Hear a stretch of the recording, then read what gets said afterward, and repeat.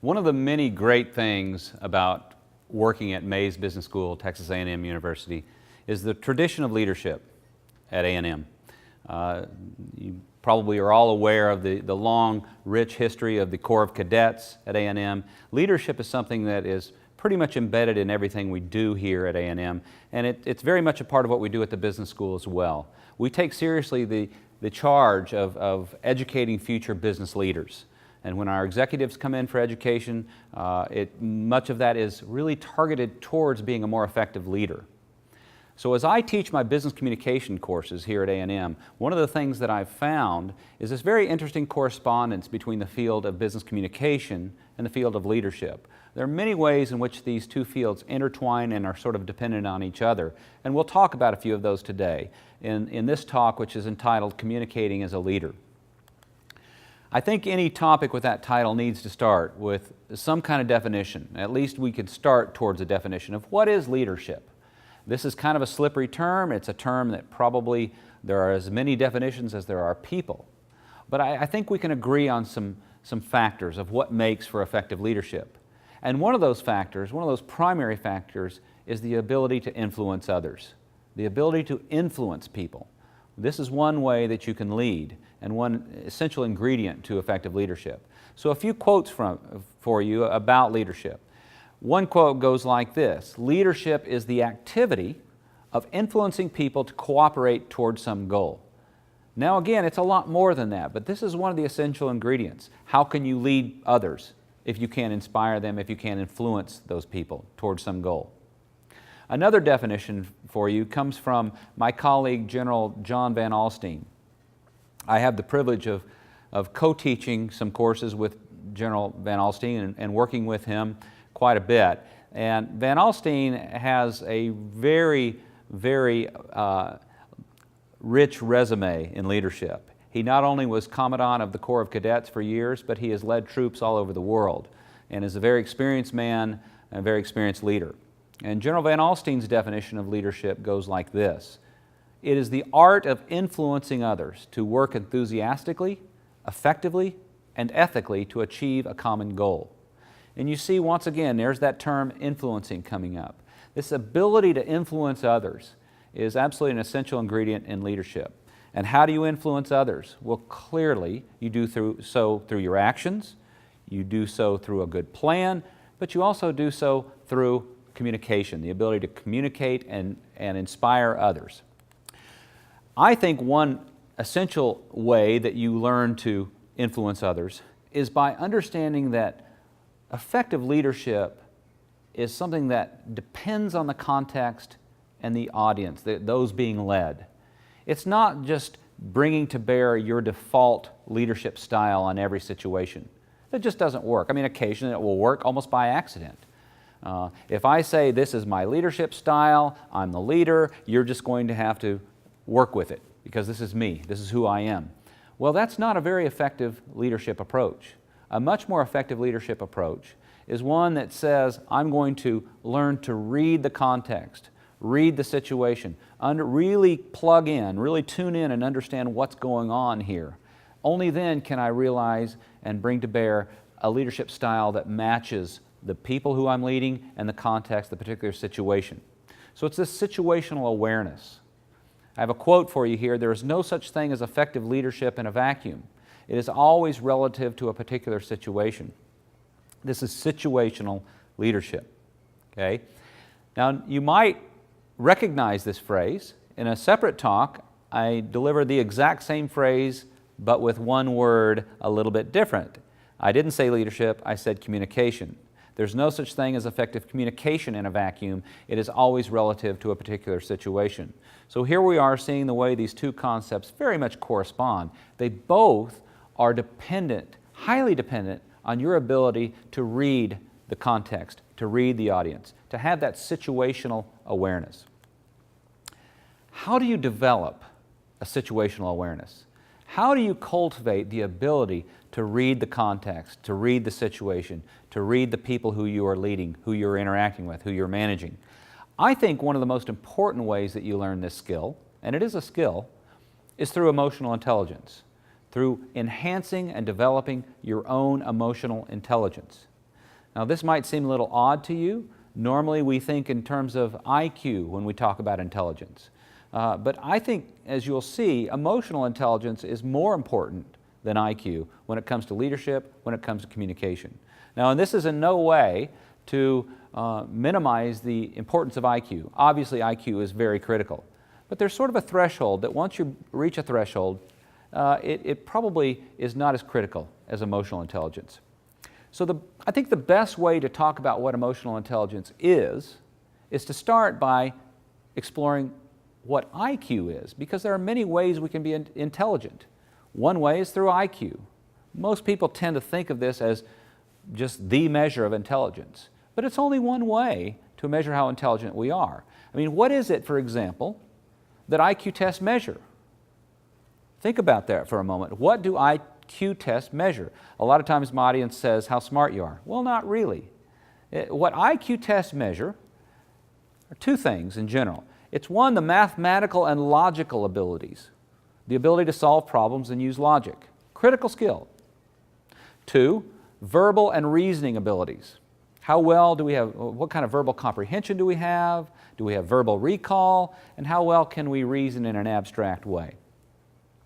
Again, this is a very critical element for intelligence, this ability to have a mathematical and logical brain, and also to have that verbal recall and reasoning abilities.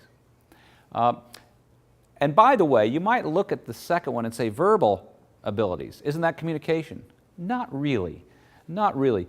You all know that communication is about so much more than knowing the definition of terms, than having a large vocabulary. It's about connecting with people. And that's not IQ. That is not IQ. So if this is what IQ tests measure, let's think for a moment about what IQ tests don't measure. What doesn't an IQ test measure? Well, it doesn't measure courage. That's not IQ. It doesn't measure creativity. An IQ test does not measure motivation. We all know this. There are plenty of brilliant couch potatoes in the world, people who are just have a very high IQ, but they don't seem to have the motivation to succeed in life. Motivation is more about an emotional intelligence than it is an IQ ability.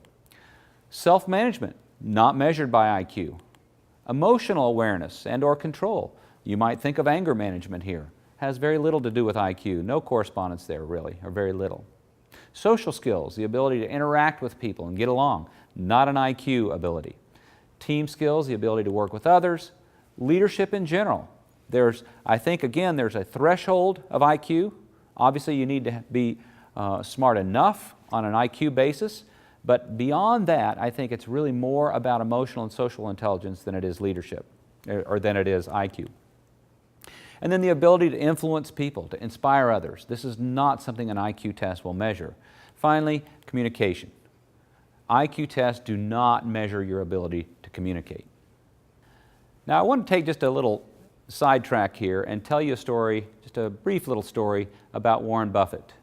You see this picture here. I actually took this with my cell phone in the offices of Berkshire Hathaway up in Omaha. Mr. Buffett received about 100 MBA students, and I had the privilege of being the faculty mentor for about 20 of our MBA students from Mays Business School. And we spent the day with Mr. Buffett. It was a really wonderful day for my students, and myself included. And at about this point during the day, Mr. Buffett said to the students, take a look around the room when you get back to your MBA program. Look around the class and ask yourself, if I could invest in the future earnings of anyone in this room, who would it be? And then ask yourself, if I could sell short the future earnings of anyone in this room, who would that be? Once you've selected your two people, ask yourself this question. Is the first person the one who you're going to invest in the future earnings of? Is this the person with the highest IQ in the room? And Buffett said, probably not. It's possible, but it's not likely. Similarly, is the person who you chose to sell short, is that the person with the lowest IQ in the room? Almost certainly not. Success in the business world, Buffett argued, is about so much more than IQ. And another very intelligent sage like Warren is Warren Buffett. Warren Buffett has something to say about emotional intelligence and success as well.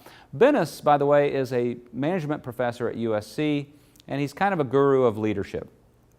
If you look up the Harvard Business Review cases, you'll see, if you type in the search term leadership, you see Bennis's name all over the place. He's written extensively about leadership and is considered one of the authorities these days.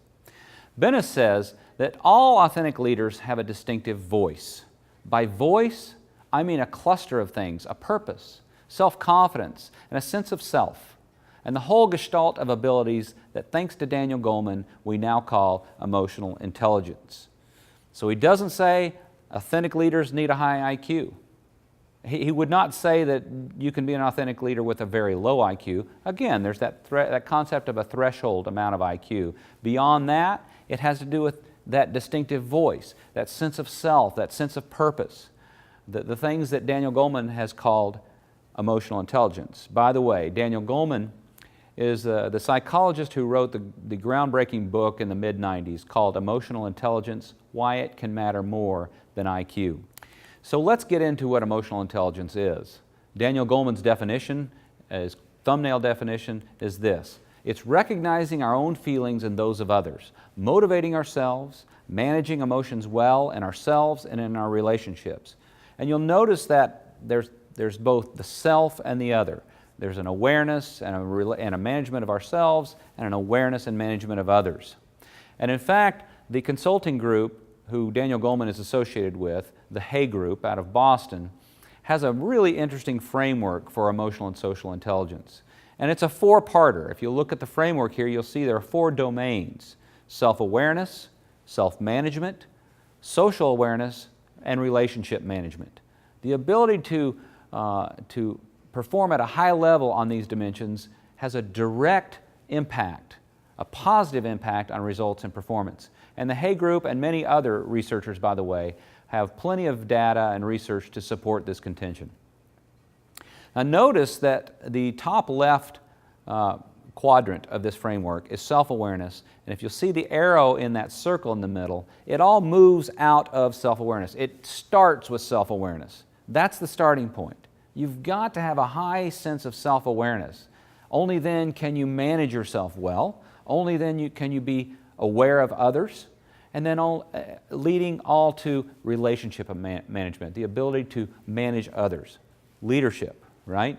Okay. In the limited time we have here, we can't really get into all 4 of these in a deep way. In each one of these quadrants, the Hay Group lists out, based on their research, specific competencies, they call them. But let's look at a couple of them. Let's look at the domain of social awareness. And in social awareness, which is subtitled by the Hay Group, tuning in, the ability to connect with others, to tune into others, there are 2 competencies. There's empathy and there's organizational awareness. Empathy is more of a one-on-one, the ability to sync up with others, understand what's going on with them, feel what's happening with them. And then organizational awareness is taking that on a bigger scale.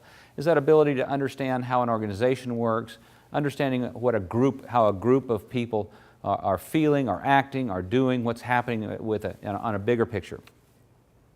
So that's social awareness. Now, can you develop your ability to tune into others? You better believe you can. There is actually some fascinating research from neuroscience, cutting-edge neuroscience, that tells us we have this natural ability to sync up with others, this natural ability to tune into others. Our brains have this ability in sort of a quiet, beneath the conscious level of consciousness, to really connect with other people. It's this almost primal thing that humans have. Now, I personally think this ability is probably being eroded by all the screens in our lives, by cell phones and by computers, and these many ways that we are disconnecting from people. But we still all have it. We have this natural ability to connect with others on this very basic level. But you've got to practice it. You have to want to connect with others. You've got to practice this. Think of it as a skill. It is a skill to plug in and tune in to other people. and it's really at the heart of effective communication. It's at the heart of effective leadership. Another thing about, a fascinating fact about cutting-edge neuroscience. One of the phrases being thrown around these days is neurons that fire together, wire together. And what's being pointed out here is the concept of neuroplasticity, that our brains have this ability to change over time, to respond to experience and actually grow and develop. It's a way of saying we learn, right?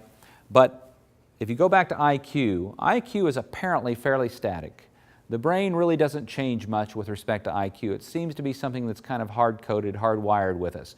But on these other dimensions of intelligence, this emotional and social intelligence, the ability to have a positive attitude, the ability to be empathic and tune into others, the ability to be self-aware, the ability to manage yourself, all these things, the brain actually changes as we practice these behaviors. As we get better with them, the brain physically changes, and neuroscientists are showing this in the lab, that people's brains over time, after practicing something such as tuning into other people, that the areas in their brain associated with that ability to connect with others physically change. They literally get better at this skill of tuning into others. So you can do that as well, and I think to become a better communicator, it's something you should do. Now, another domain here we'll look at briefly is relationship management.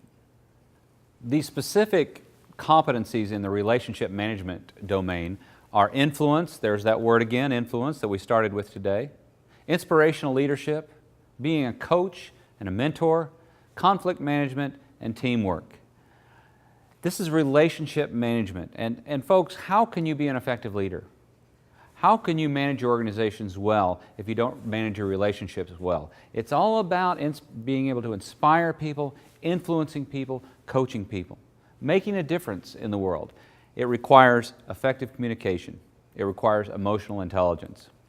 So how do you influence others? Again, I think you do so in one way is by developing those 4 domains within yourself, developing your own emotional intelligence, developing your self-awareness, improving your self-management, improving your ability to be aware of others, that social awareness, that tuning in, and managing your relationships well. You influence others by improving your communication skills. One more look at the framework here from the Hay Group. These skills, these domains are all leading to positive impact on results and performance, and what I'm arguing today is that they also lead to more effective communication. If you want to become a more effective communicator, it's not about learning the rules of the language. It's not about learning to write a speech. Those things are important, but at your level, if you want to improve your communication skills, improve your emotional and social intelligence, and your effective communication skills will naturally follow. Now, how do you do that? How do you improve your emotional intelligence? Well, you have to start with a desire. You have to want to do this. You've got to want to be more positive. You have to want to connect with people more. You have to have this desire and even courage to develop. It does take courage. This is not easy. It's much easier to just remain with our default mode and not take a hard look at ourselves and say, how can I get better? But if you have the desire and the courage to develop, you can do it. I think you should have specific targets and goals. This shouldn't be just sort of fuzzy thing of, yeah, I want to get better at self-awareness. Yeah, I want to get better at tuning into people. Have some specific targets or goals. Have an actual plan of action.